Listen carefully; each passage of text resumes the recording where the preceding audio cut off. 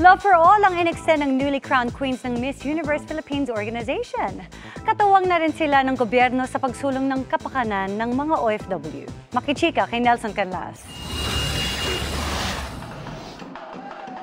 Napuno ng saya at katatawanan ang pagdiriwang ng Migrant Workers Day 2024. Isang malaking blowout daw ito para sa mga itinuturing na bagong bayani ng ating bansa.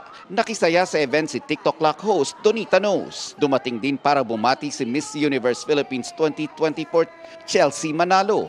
Kasama niya ang mga Miss Universe Philippines Queens na sina Miss Supranational Philippines 2025 Tara May Valencia, Miss Eco International Philippines 2025 Alexi Brooks, Miss Charm Philippines 2025 Cyril Payumo, at Miss Cosmo Philippines 2024 Atisa Manalo.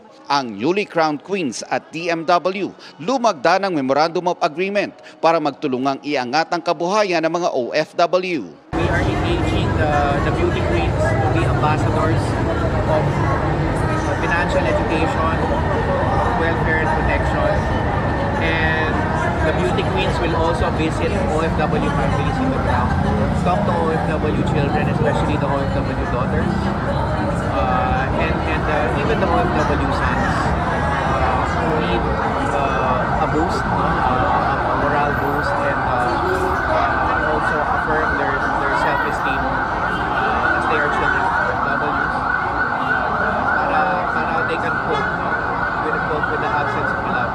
I think that as beauty queens, as Miss Philippines, it is important for us to work with different organizations just to be able to use our platform for the betterment of the society. Dama raw ni Chelsea ang pangangailangan ng mga OFW at kanilang mga mahal sa buhay. Somehow it is very close to my heart. You know, I have a dad po na who was also an OFW, nagtrabaho din siya sa ibang bansa. Na experience ko din yung mawalay with my dad. Actually, yung dad ko po is 10 years naman siya OFW sa Singapore. Nelson Canlas, updated sa Showbiz Happenings.